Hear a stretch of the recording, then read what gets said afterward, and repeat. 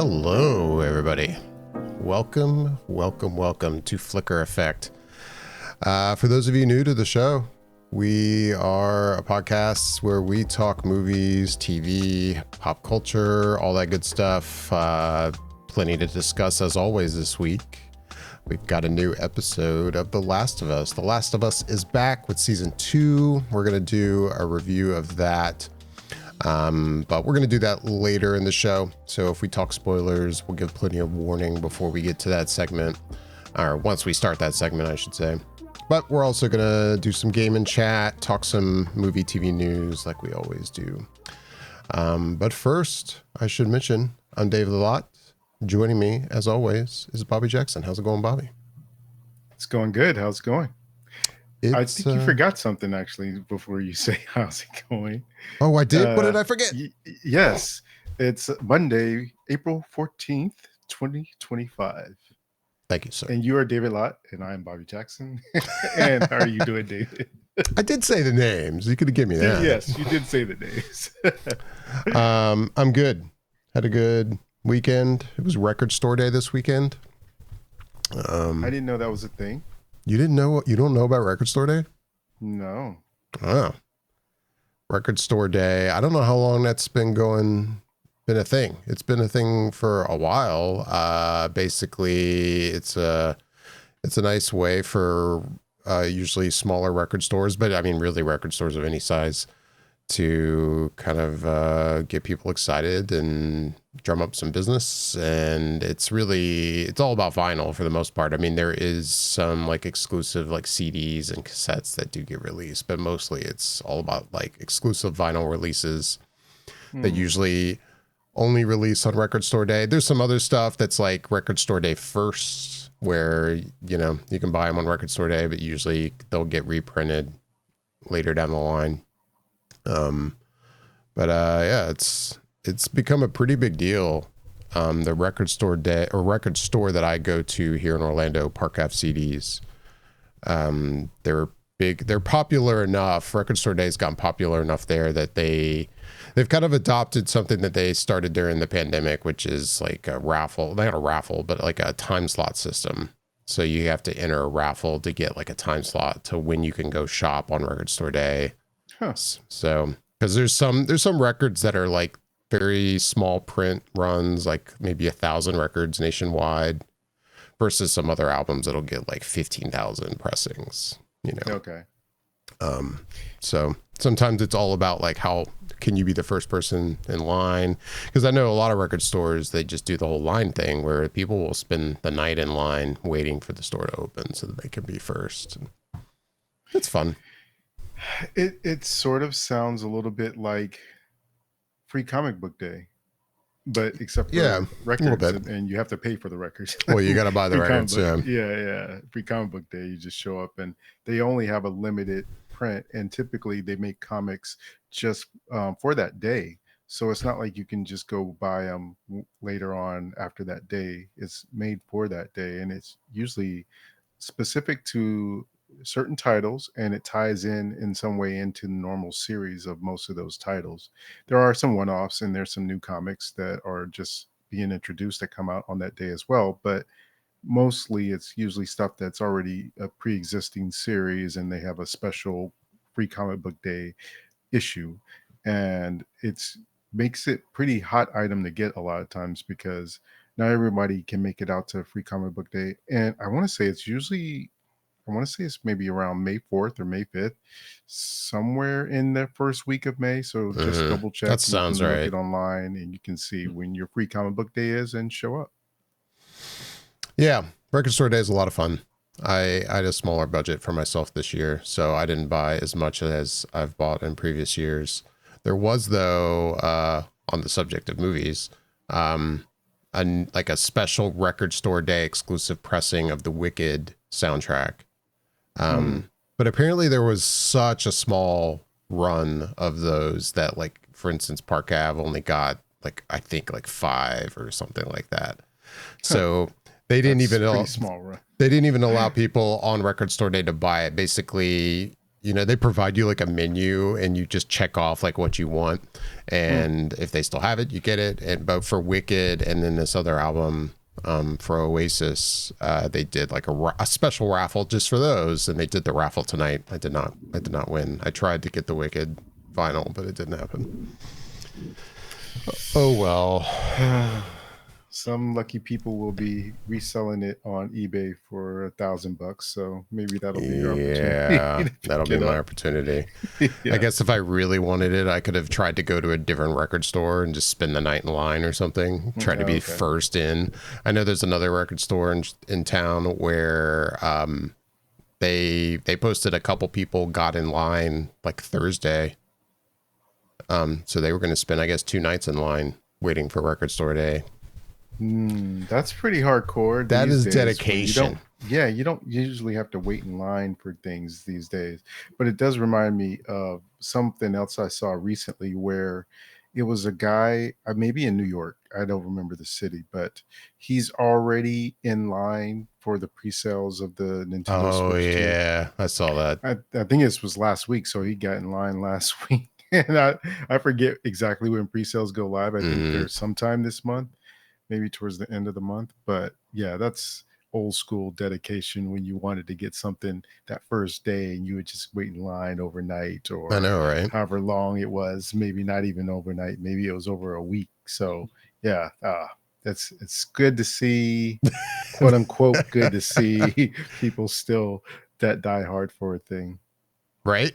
It's not something you see that much anymore. And no. I'm so used to the Park Ave system of their kind of time slot raffle for record store day that I'll watch other YouTubers talk about record store leading up to it, when I'm usually trying to get an idea of like, okay, what albums are coming out this year and what should I look out for? And there'll be so many of them that are talking about, okay, yeah, I'm going to get in line the night before. And I'm like, oh yeah, some record stores still do that.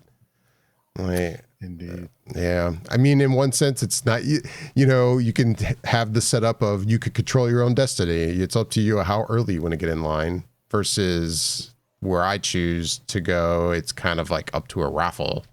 I'm good with the raffle. Like the whole spending night in line thing is, I appreciate it for those who want to do it, but I'm good. Yeah. That's about the farthest level of dedication you want to go towards it. Pretty much. I think so. Fair enough. So is Fortnite again? We're going with Fortnite? No, this is not. This is very not Fortnite, actually. I was going to play some... Tiny Clay? Nope, this isn't Tiny Clay, but it's... Well, I wouldn't necessarily call it similar. This is Planet Coaster. This is Planet Coaster 2, actually. Maybe in build up excitement to the opening of Epic Universe here in Orlando, I'll start building my own theme park. So that's basically what I'll be doing here is building my own theme park. This? What are these words you're putting together right now? Epic what in Orlando? What is Epic? You don't know about Epic Universe? I may have heard the words thrown around, but I don't know what it is actually.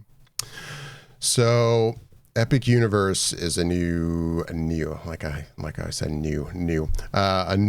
Universal park. It's going to be Universal's third park here in Orlando. It's the excitement is building. Because really, like, not only is this the first major theme park to open here in the Orlando area, and I think it's 26 years. We haven't had like a full-size new amusement park open, I think, since Universal opened Islands of Adventure. And I believe that was in 1999. Before that, it was like 1998. I think it was when Disney's Animal Kingdom opened. But anyway, it's been a while. And not only I say that for Orlando, I think really for the United States, we haven't had a major full-size theme park open in that same amount of time. I don't think any parks have opened since Islands of Adventure. I mean, we've had like water parks and stuff like that, but I'm not going to count a water park. So yeah, Universal built a third park here. It's been in previews now for like a few weeks. The park opens May 22nd. Yeah, it's kind of crazy. It's got like How to Train Your Dragon area. Oh, okay. So that's what I've been seeing, I guess. I've seen some publicity stills and maybe a little bit of video for How to Train Your Dragon thing. So I didn't Right. realize it was tied to this new park though. Yeah, that's for this park. I mean, they had media day like a couple weeks ago now, and that's when they had the first batch of guests and media that were allowed to actually like start taking photos and shooting video in the park. And Okay. now we're starting to see like YouTubers and various other outlets like posting stuff of actually what the park looks like inside. And I've tried to avoid most of it because I just want to enjoy the park like free of park spoilers for the first time when I go. I mean, it's been hard to avoid some of the stuff on social media. I've seen most of it, like not most of it, but I've seen a lot of it. But I'm trying to like see as little as possible. Is really where Yeah, I I'm get at. that. Yeah, especially since you more than most have the opportunity to actually go there and experience it for yourself. So I can see why you would want to avoid as much as possible. I'm Me, trying to. I would probably check out a video or two of some of the stuff just to see what it's like. But Right. yeah, I get it. Yep. Oh, so what you're going to do now is build an actual park there. I'm going to dabble in building a park. I say dabble Got it. because this is a game I am still getting the hang of. Hmm. And like right off the bat, things are not going well for me.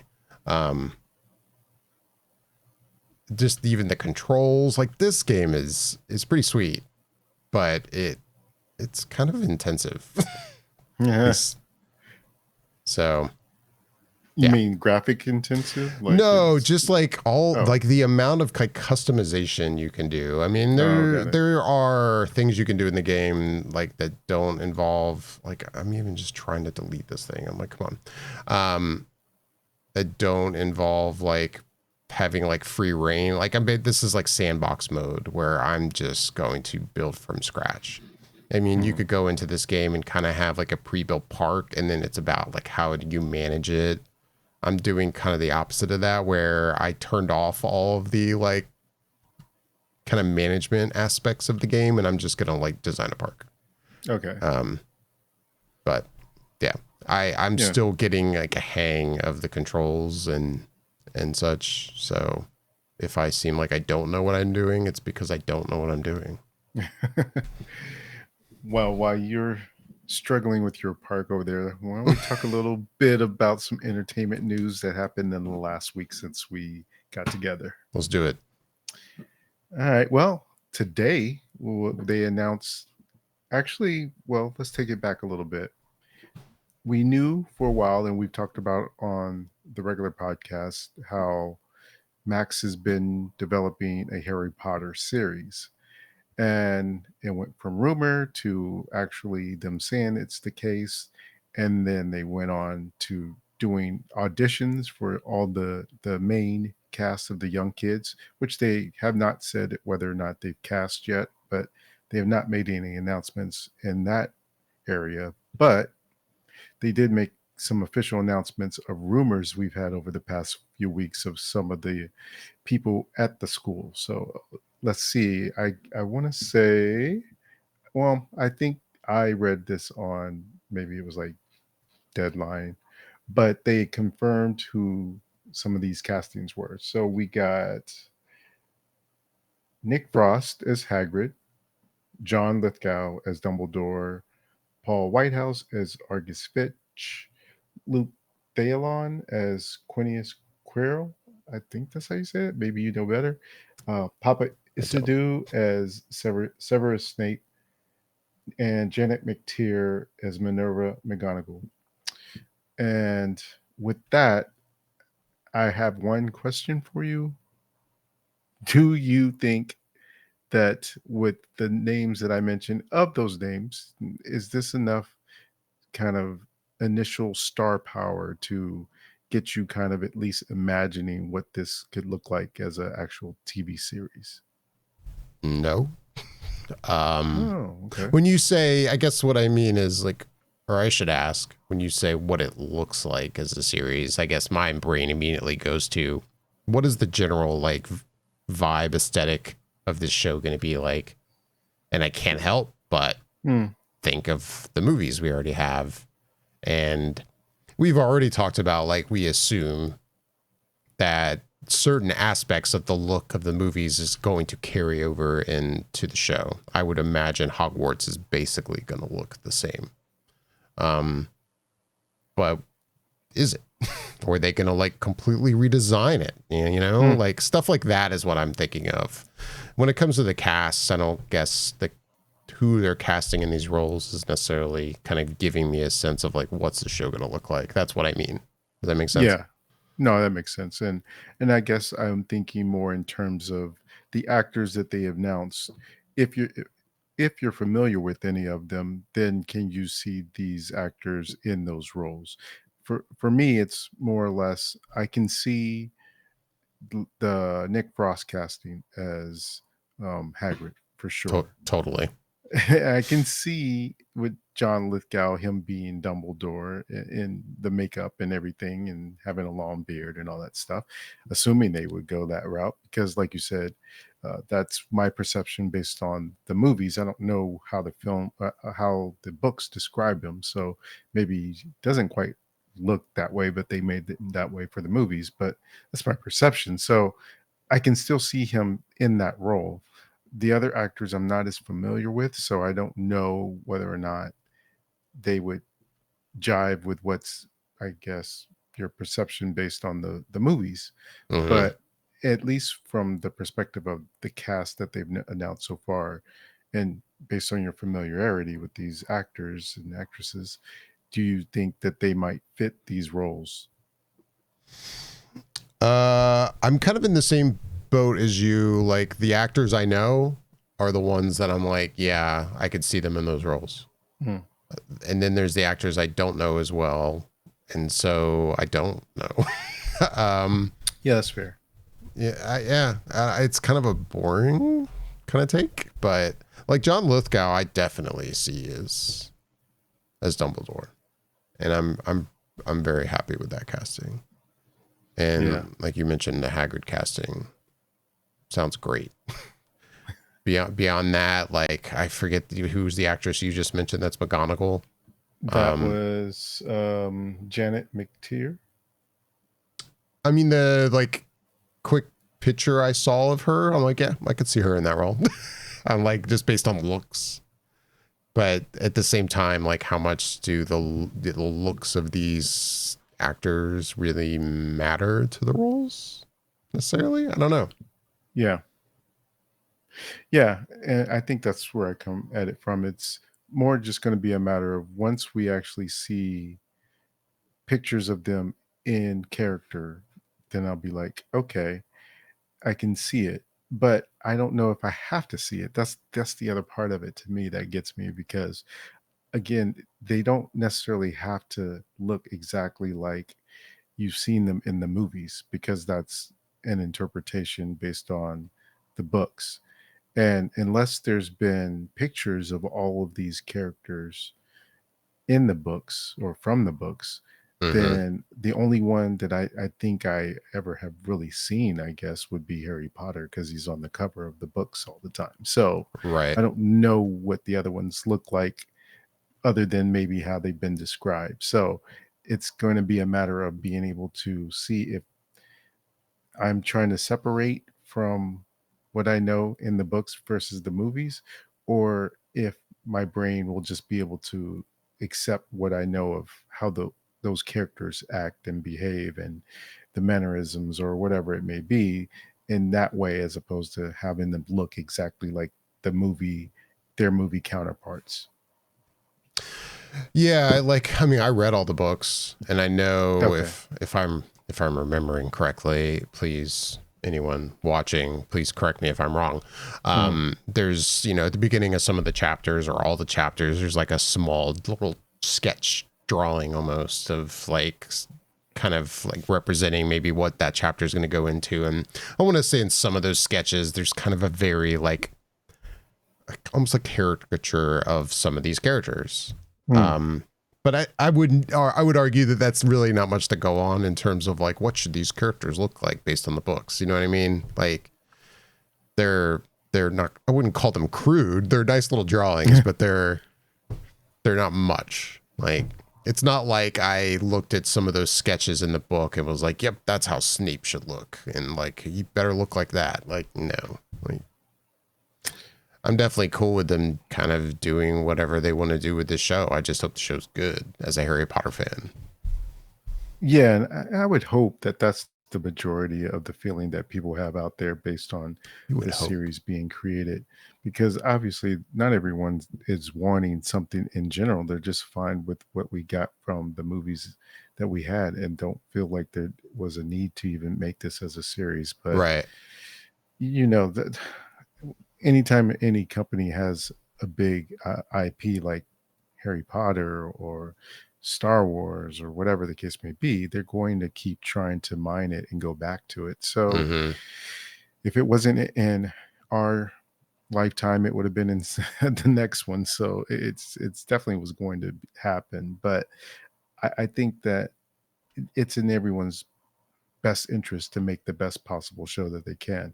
The one thing that I think does stand out is that they did have a black actor playing Snape, and so that will be I guess the biggest point of contention so far in terms of the casting and Yeah. not matching up to what that character is described to look like.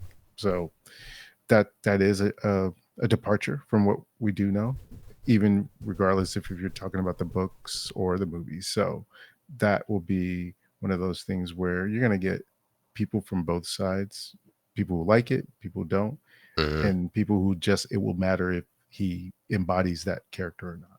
Right. Yeah. It's been interesting seeing some of the reaction to that, but To say the least. this is the best Yeah. way I'll put it. Yeah. I've made it clear. I think we've both made it clear. I'm definitely totally cool with it. I'm not familiar with him as an actor, really. Hmm. So from that standpoint, I'm not sure what we're gonna get, but from everything I've seen and read, he sounds like he's a very good actor. Hmm. Yeah, I don't know. I don't have much more on it. I know one of the biggest things I've seen a lot of is like, oh, is it problematic if, we get to a point, and I guess, I mean, spoilers for Harry Potter, but, like when Harry's dad is kind of bullying Snape, and is that problematic with his skin Yeah. color? And I'm like, oh, yeah, I get that. But, I mean, what's your take on that?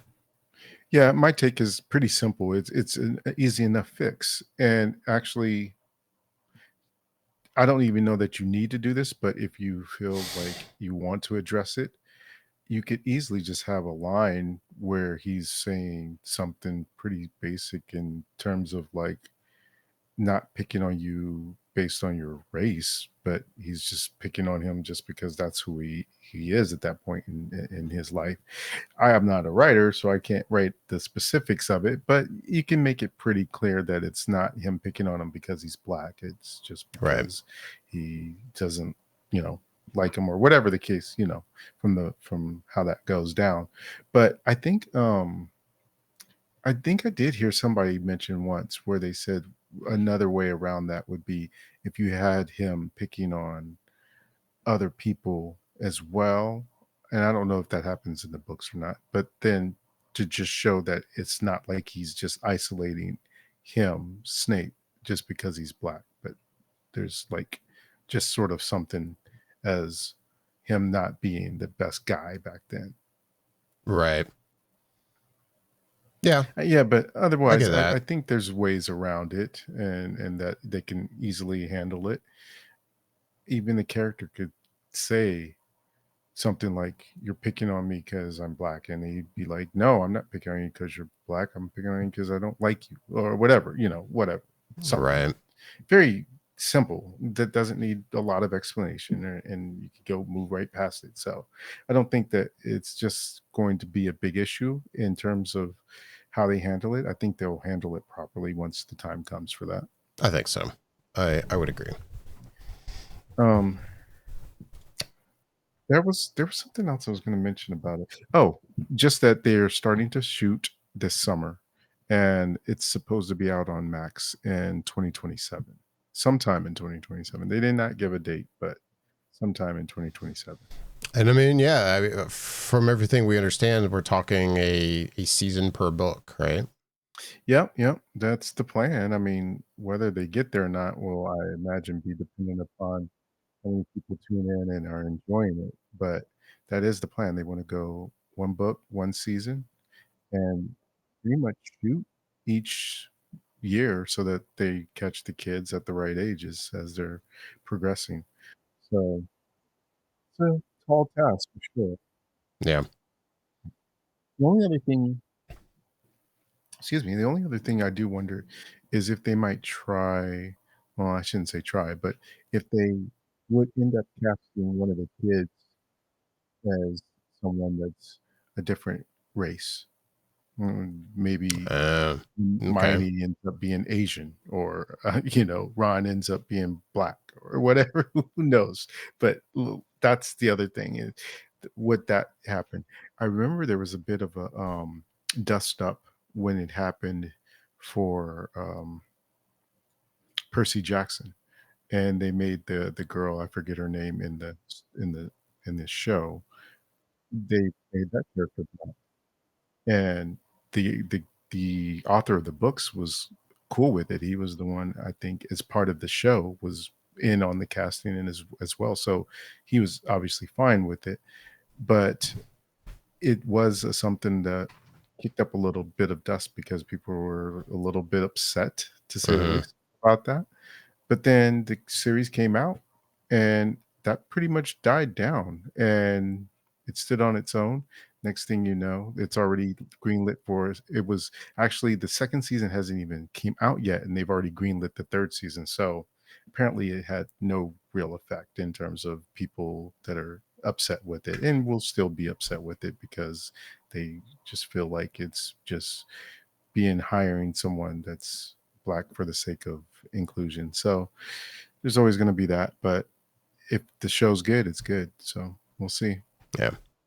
If you're watching us on Twitch, I stopped playing Planet Coaster because I'm noticing every time I like do anything in the game, I don't know if it's just my PC, but it seems to have a great effect on like at least how I'm hearing you, and I'd rather have a good show and not worry about this game. So I'm just gonna use that as a, well, I tried and I don't think that's gonna work out. Uh, so we're just gonna chat. All right. Well, all right. We can do that. We can chat. I got stuff to chat about. Um, well, as you say, there was another thing that we discussed that came out recently, and this was a trailer. So a few months ago, it was announced that there was going to be a new trailer, or a new Predator movie, and they had said that there was actually two movies that were coming out, and one was a secret project, and the other one was the one that we know about, which is Predator Badlands. Hmm. Both are directed by Dan Trachtenberg, that did Predator Prey.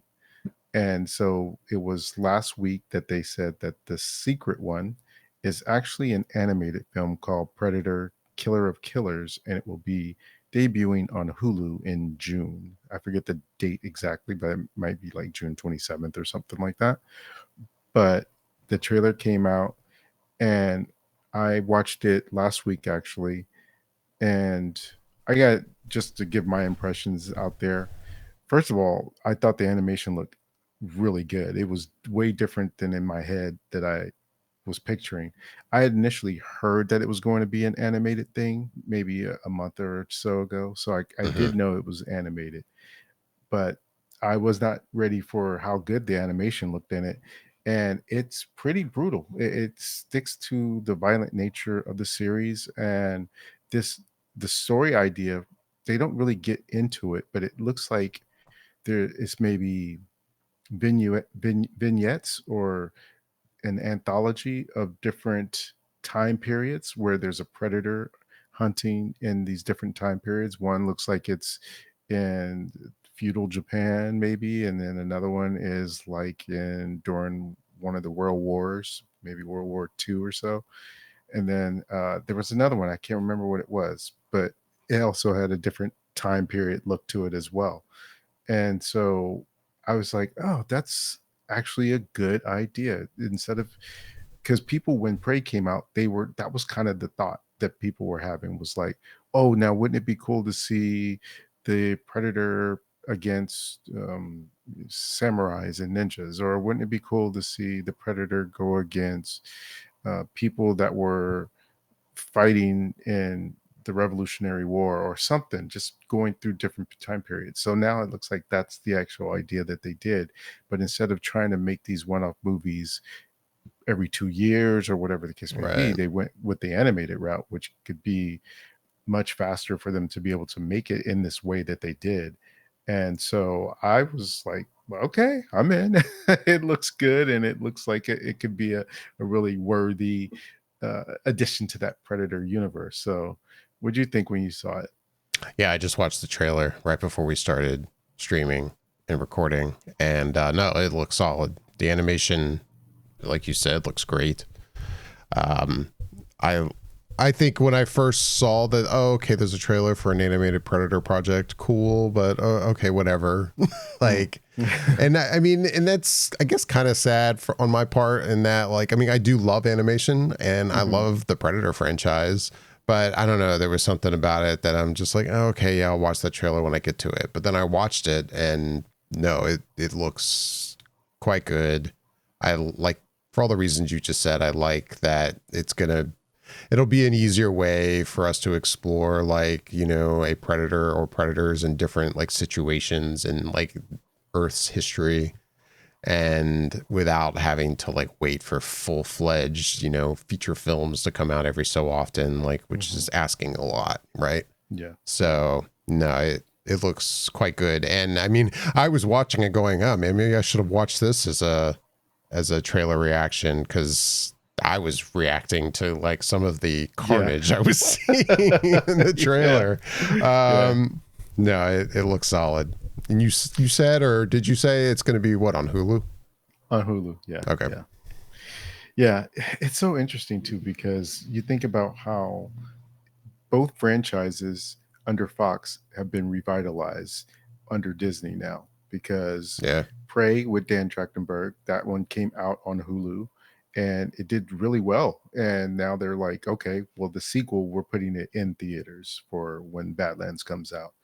And this animated movie, they're like, okay, well, we can use that Hulu platform and still have something come out. And so it's perfect that it's coming out there on Hulu. And then you also have the Alien franchise with Petty. He did that last one, that Alien Hmm. Romulus, that did great. And now I think they're doing a sequel, right? I'm not making that up. Yeah, they are doing a sequel. I was like, I'm not making that up, am I? But yeah, they are doing a sequel with the Yeah, I same thought so. two actors that were in the last one. So, yeah, it's like, on one hand, some of the stuff that they've had from Fox is doing well, and on the other hand, we've got Lucasfilm's Star Wars stuff that's another another subject altogether. There's that. But the other thing I was thinking about was with the Predator. Yeah, do you think, because now we're starting to get these franchises taking off again, do you think that they may try to approach the idea of doing another Aliens versus Predator movie? Ooh, I could see that happening. I hadn't really thought about that. Um, I'll go ahead and say I, for one, have no interest in it. Mm, Like, that was I mean, that's like one of those things, like, as a fan of the Alien franchise and as a fan of the Predator franchise, sure, like the kid in me yeah. loves the sound of that, but it's the kind of thing that would work, I think, great as like an animated thing, Mm, or like as a comic book, you know, or something. Like, I don't think I need to see a live action take on that. I don't know why, but it's, it's a mix of franchises that I don't know. I've never had a major interest in seeing in live action. Maybe I'm just turned off by how it was done before. I think that probably plays a good part in it. And maybe somebody could make it and I could watch a trailer eventually and go, oh my God, I was wrong. This looks amazing. Like, sign me right up. Like, and so I also firmly believe almost anything can be done well. Yep. So maybe, but even the Kool-Aid Man. Even the Kool-Aid Man. But yeah, I agree. I think that for the most part, when I think about it, it's something that because we had that series of Aliens versus Predator movies that didn't turn out that well, that it makes it soured the taste. But then that's how both of those franchises individually have been for the past decade or so, until you had these two artists that come in and directors come in that had a vision and was able to revitalize both those franchises. So I feel like the idea could work, but it just takes the right person who believes in the idea and can make it work. But we don't know if we can get there or not. I do wonder if this is something you've seen in comics only. So I don't even know that it could technically work in the film world. But in the comics, we've seen Predator and the aliens go up against DC heroes and the Marvel heroes. Now that they're under Fox and Disney owned Fox, you see more of that interaction on the Marvel side. But before it was, DC stuff. So I do wonder if they would even attempt to cross those waters where you would see either an alien or Predator in a Marvel character type film against a Marvel character, like Deadpool versus Predator. Or something like that. Like, dude, that would be something. Crazy oh my God. Like, it sounds so good. I just sat here and was like, Alien and Predator, I don't want to see that. But then you mentioned Deadpool, and I'm like, all right, sign me the fuck up. Like, let's do it. So, Disney, if you're listening, Ryan Reynolds, or if you're listening, go ahead and get on that, because that would probably make a buttload of money. Yeah, I imagine. I would imagine. But moving on to some other stuff. I was gonna say really quick. You mentioned the Kool-Aid Man. Did I tell you that I finally watched the studio or not? You did not. You did not. Last time I wanted to talk to you about it, you had not watched it yet. I'm caught up because I think the newest episode hasn't dropped yet, right? It's the 14th. I think it's in like 2 days. Should be tomorrow. Yeah. Or tomorrow? Okay. I think it drops on Tuesdays. Yeah. Okay. So yeah, I've watched the first 4 episodes then. Okay. So I'm caught up as of right now. We'll see if I stay caught up. But I say that, and I'll say right now, the show is fantastic. It's like so right up on my alley. I mean, yeah, like, who is this show for? This show is for me. Like, I knew that from the trailer. I was like, at first, I love Seth Rogen. I'm a fan, and I usually like the stuff he does with Evan, and seeing the trailer, I'm like, oh man, this looks solid. Like, I've been looking forward to it. So the fact that I didn't jump on it like right when it dropped is not because I wasn't interested. It's just life has gotten in the way. Right. But I finally watched the first 4 episodes and it's so good. And maybe a lot of people will look at it and just kind of do the typical like, oh, it's Hollywood loving on itself, talking about itself. And I mean, yeah, it is that. But as someone who loves Hollywood and has always loved the industry, this is a show for me. And yeah, it's solid. I mean, maybe episodes 3 and 4 weren't as good as 2 and 3 for me. Like, but that's not to say they were bad episodes, or 1 and 2. Sorry.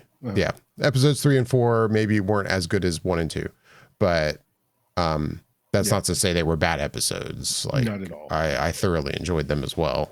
No, the show's great. So I just wanted to say that real quick. I mean, that second episode, I had wanted to talk to you so bad about it because it was the oneer. And just the way that they shot that basic premise for anyone who's completely like lost right now. The Right. Studio is a series on Apple TV Plus that follows Seth Rogen as a head of an executive head of a studio. And he is such a fan of film and the movie stars and stuff as well that he finds it hard to do his day-to-day job at times because he's so enamored with the industry as well as the stars and directors that are part of it. So Hmm. sometimes he has to do tough things, but he finds it hard to do knowing that he has such a reverence for the people that are in the industry. And so you kind of follow it. And someone said it's kind of like a Curb Your Enthusiasm meets Entourage, which I'm like, yeah, I could see Mm. that. And so um one of the episodes, the second episode, is this episode that takes place in what they call real time, where it's just shot on one continuous motion camera through scene through scene through scene, and they don't take the stop, they just keep going. So that was the premise of the episode, is he's going to go watch this movie being shot in the scene where it takes place in this one continuous shot.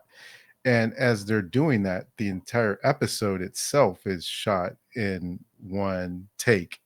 And so he's going all around and doing all the stuff on the set of the movie, and even to the point that he's driving to the set, everything is all in one take. And they're trying to get this take before the sun goes down in the movie.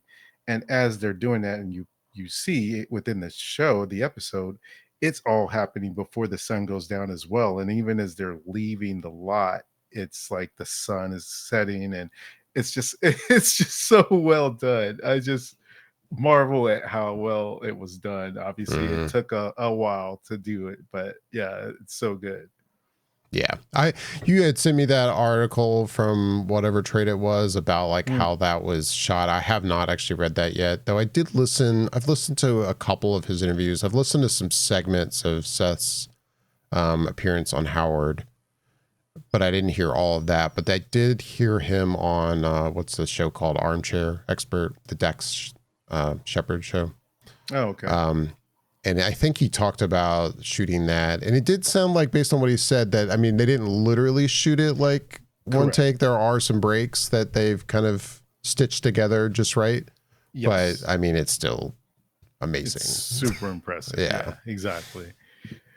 But one of the things that was in this most recent episode that happened last week actually brings me to a different story. And the last week's episode, it was shot. The idea and the premise was that Olivia Wilde was doing a movie that was pretty much a Chinatown ripoff. Hmm. And the whole big thing with her was that they were shooting it on film. And because they were shooting it on film, not a lot of people shoot on film anymore, and it's a big deal. Like when Christopher Nolan does it, and anyone who does it, it's expensive to shoot on film compared to just doing it in a digital way. And so he's saying the studio's paying for it and all this, and it makes a big deal about it. So that is like where I segue into the next story, which is about Ryan Coogler's new movie coming out this week called Sinners.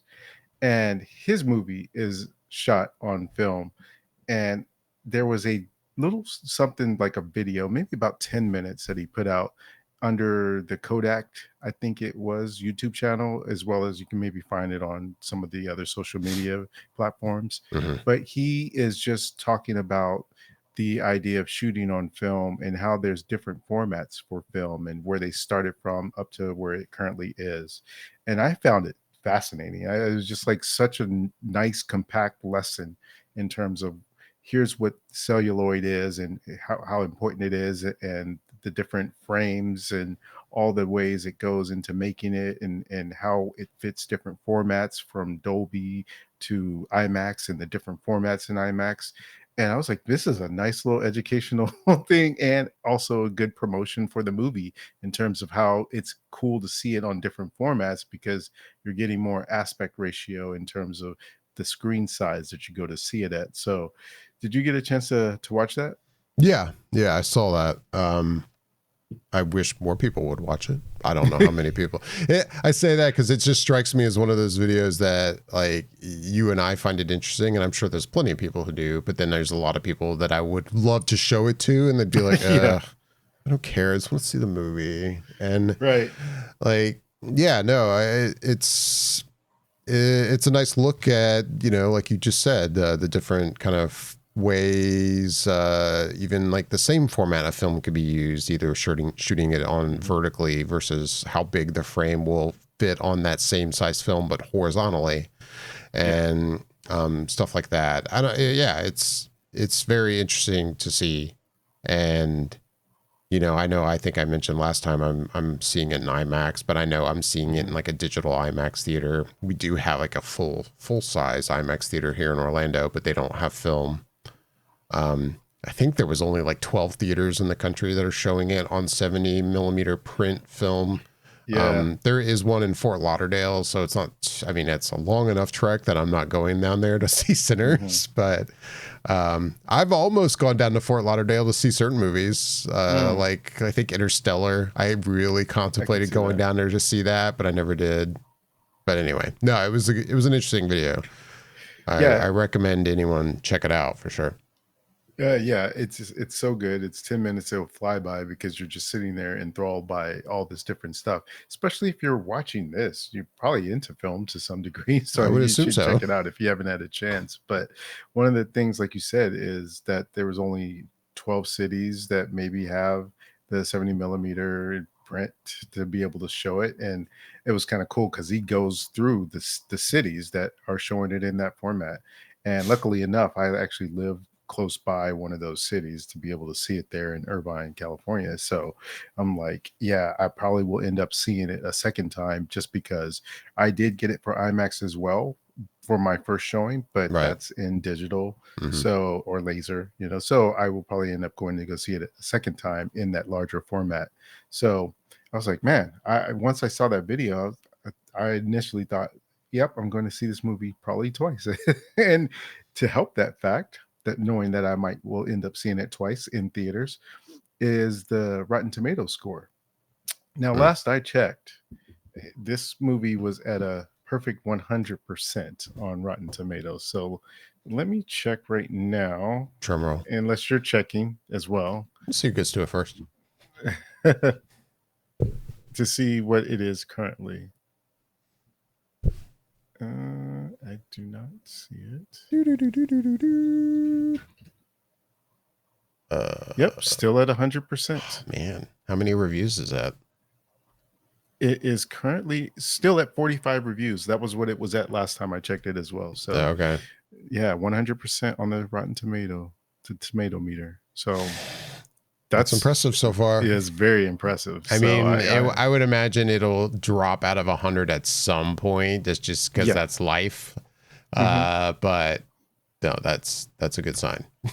Very good sign. So I absolutely will be watching this at twice in the theater, and that's kind of a rare feat for me these days. I normally watch a movie once unless it's maybe a Marvel movie, something big tentpole-ish that I might see twice. Right. And I wouldn't have guessed that for this movie, but it looks like I will absolutely show up. If I had the chance to see it on actual film, I would do the same. But again, there is a high-speed rail now that could take me down to Fort Lauderdale, but I'm not. Have you taken that yet? I haven't yet. I've been very interested. I have a buddy of mine that I work with who's taken it now. Him and his wife have gone down to Miami, I think, a few times. On it's called Brightline, and it sounds great, but I haven't had a real. It takes a couple hours via the train. How long would it take by car? Like to get to Fort Lauderdale, about 4 hours. Okay. So you are saving some time, but then you have to like, okay, I got to go to the train station. I'm going to spend time at the train station waiting on the train and everything. And, you know, I know there's a part of you that could argue, are you really saving a lot of time? And then like, are you really like, then you won't have a car when you get down there. And depending on where you're going, like, is it worth it? But it still sounds nice. I want to try it at some point, but I haven't done it. Yeah, I mean, I guess you just have to find the right reason to do it, but it seems like it would be something kind of fun to do. Really quick though, to wrap up the Sinners thing. Mm. And I mean, we've talked about this before, and watching his video, it's, I'm going to say this. I'm not like shitting on this happening in movies, but it's still something I kind of question as someone who hasn't made a film. But like the concept of switching aspect ratios in the middle of a movie, which we've seen now many, many times over. Hmm. Christopher Nolan's done it. Many major directors have done it. And in one sense, I don't have a problem with it. And in another sense, there's still a part of me that's surprised how often it happens. And there's a part of me that doesn't know that if, like, say I were a filmmaker, if I would want to do that with my own movies. And I don't know why. There's that, maybe there's some purist part of me that's like, no, you pick an aspect ratio and you stick to it. Okay. But especially when it's like you see it in a movie theater that way, but a lot of times, even if you buy the disc, you're not going to get those changes. I've had some discs where certain movies, I want to say like Tron Legacy, it would actually switch. But then there's others that it doesn't, like it did in the movie theater. It's just an overall very odd concept for me. And I'm surprised how prevalent it still is to Mm. go, hey, I'm going to make a movie. And then just for certain scenes, we're going to suddenly go super full screen. And then we're going to go back to anamorphic or whatever. You know, I don't know. I don't know why I'm bringing it up. It's just it's something I slightly bump on. Yeah. I guess I never thought about it, to be honest, because I feel like when they do that, they're showing usually more of a vista, and there's like some backdrop to it that is being expanded upon. And I think at least like where in the video he was explaining how if you watch it on the Dolby, for instance, Yeah. it stays in the same aspect ratio, so you're not really Right. missing anything. But then if you are watching it in one of those other formats, you'll start to see where the screen will get larger, that aspect ratio, well, the screen stays the same side, but the ratio opens up more to where you're seeing more of the scene. Right. And so it is interesting because it's I find it, I guess, interesting because that means a director has to and cinematographer have to know in their mind that this they want to show in that larger aspect ratio for whatever reason. It's like uh, an artistic kind of depiction of what they're Choice. Yeah. seeing in their mind, yeah, of what that scene entails. So I do find it interesting more in the idea of how they go about selecting which ones and which scenes should be shown in that larger aspect ratio. Yeah. Yeah, I have nothing to add to it. It's just, I still find it kind of interesting Hmm. how often we see filmmakers choose to change aspect ratios in the middle of their movies. I remember the first time we saw it. I don't remember which movie that was, and being like, "That's weird." I mean, this looks great when I'm Hmm. in this huge IMAX theater, and suddenly it uses the entire, you know, every bit of this screen that looks awesome, and then it would cut back to a widescreen shot, and I'd be like, "Oh, Yeah. like, Well, like, wasn't it one maybe Batman Returns or not Batman Returns, but like the The Dark Dark Knight? Knight." It might Yeah. have been the Dark It, Knight, if not it, the first, like one of the one of the first. first, yeah, for Yeah. sure. If it wasn't the first.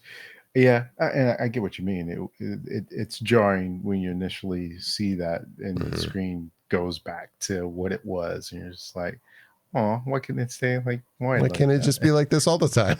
Yeah, yeah. But I think back in the day that had more. Well, I'm guessing here, but I thought maybe back in the day it had more to do with the fact that shooting on those cameras were expensive and they were huge, and so they had to pick those times. But I know what you're saying as far as, well, why do it at all? But I guess when you had the Right. technology to make it something that can be experienced on such a large format, that you have to try and do it, and you couldn't do it the entire movie just because those cameras back in the day weren't as compact as they are now. Because I want to say it was the in-game and Infinity War that were completely shot on IMAX cameras. Maybe. And I know IMAX cameras have definitely evolved a lot, because going back to what you're saying with like the first movies to do that, like The Dark Knight, I know the biggest complaint I think was not even just the size of the camera, but also the noise it makes. The camera's super loud. Yep. And so shooting any like dialogue scenes with it is almost like a no-go unless you're just going to ADR the entire thing. Right. And I think we've seen some dialogue scenes of those cameras, and they probably did end up ADRing those scenes, because I've heard like I've seen clips of them shooting with the camera and it is super loud.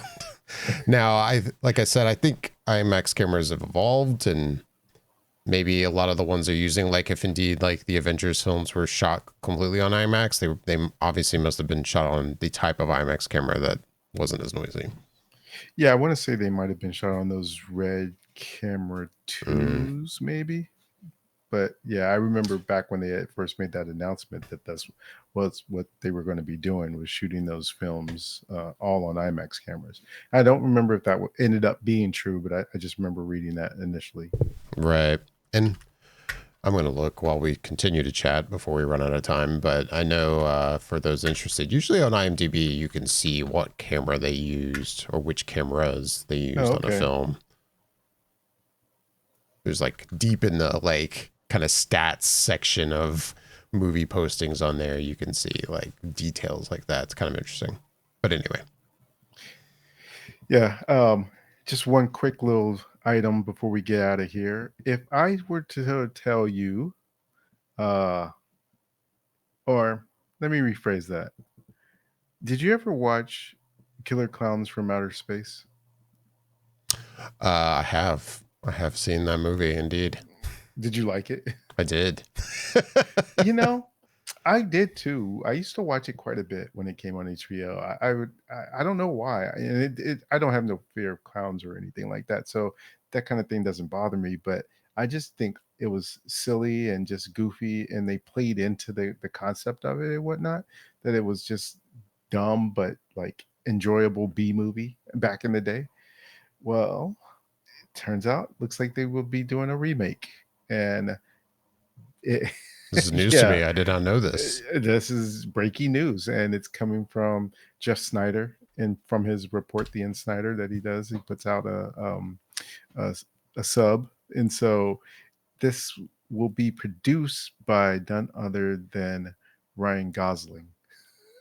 So I'm like, okay, all right, yeah, exactly my reaction to like, okay, he's got himself going in a lot of different directions now. I guess this seems like something I wouldn't have guessed for Ryan Gosling, to be honest. I would have, if you would have told me Ryan Reynolds is executive producing the Killer Clowns from Outer Space, I would have been like, okay, that tracks. But Ryan Gosling, I'm like, huh, all right. That's interesting. Let's see how that goes. But I'm here for it. I would check it out. Yeah. All right.